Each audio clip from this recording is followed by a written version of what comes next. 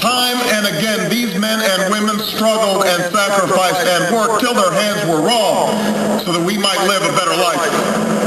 They saw America as bigger than the sum of our individual ambitions, greater than all the differences of birth or wealth or faction.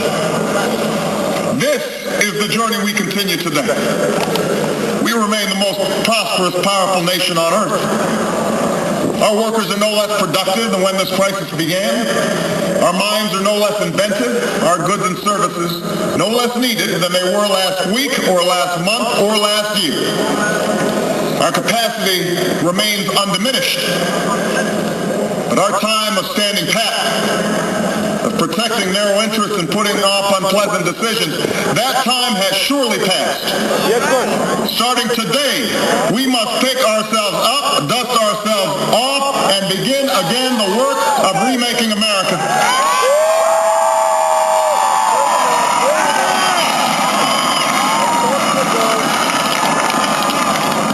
For everywhere we look, there is work to be done.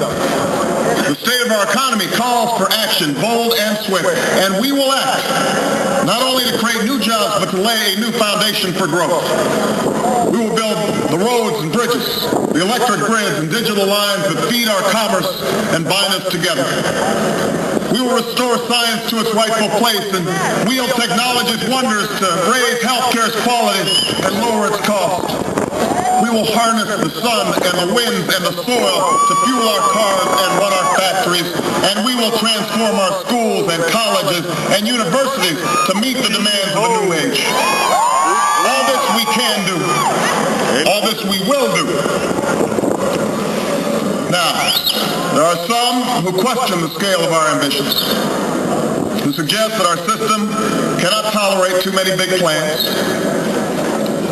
Their memories are short, for they have forgotten what this country has already done, what free men and women can achieve when imagination is joined to common purpose and necessity to courage. What the cynics fail to understand is that the ground has shifted beneath them, that the stale political arguments that have consumed us for so long no longer apply. The question we ask today is not whether our government is too big or too small, but whether it works, whether it helps families find jobs at a decent wage, care they can afford, a retirement that is dignified. Where the answer is yes, we intend to move forward. Where the answer is no, programs will end.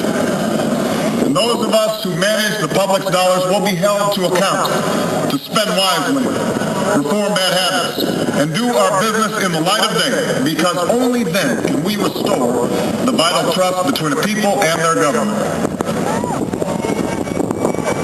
Nor is the question before us whether the market is a force for good or ill. Its power to generate wealth and expand freedom is unmatched. But this crisis has reminded us that without a watchful eye, the market can spin out of control.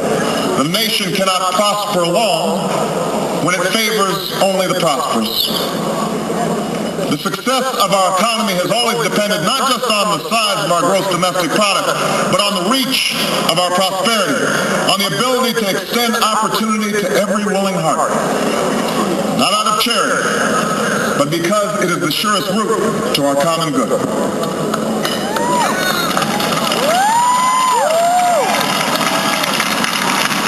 As for our common defense, we reject as false the choice between our safety and our ideals. Our founding fathers faced with perils that we can scarcely imagine, drafted a charter to assure the rule of law and the rights of man, a charter expanded by the blood of generations. Those ideals still light the world, and we will not give them up for expedience sake. And so, to all the other peoples and governments who are watching today, from the grandest capitals to the small village where my father was born, know that America is a friend of each nation and every man, woman, and child who seeks a future of peace and dignity, and we are ready to lead once more.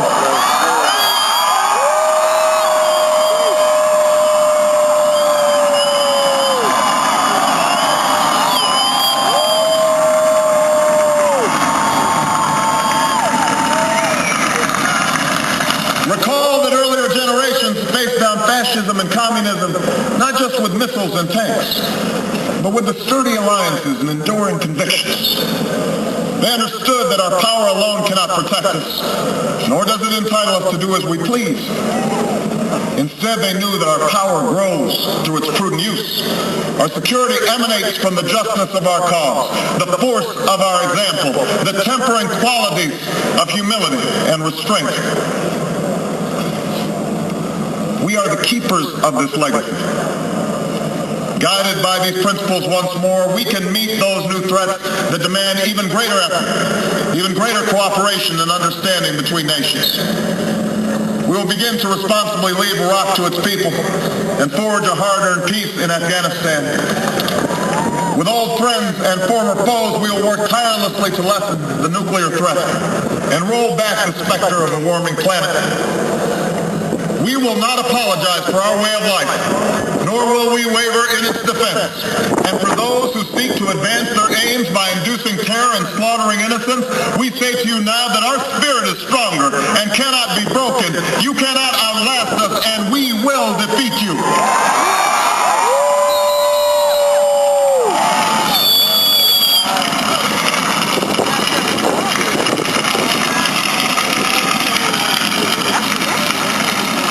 For we know that our patchwork heritage is a strength, not a weakness.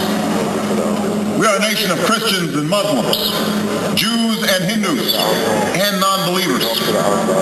We are shaped by every language and culture, drawn from every end of this earth. And because we have tasted the bitter swill of civil war and segregation and emerged from that dark chapter stronger and more united, we cannot help but believe that the old hatreds shall someday pass, that the lines of tribes shall soon dissolve, that as the world grows smaller, our common humanity shall reveal itself, and that America must play its role in ushering in a new era of peace.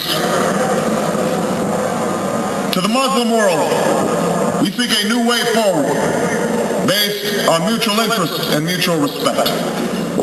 To those leaders around the globe who seek to sow conflict or blame their society's ills on the West, know that your people will judge you on what you can build, not what you destroy.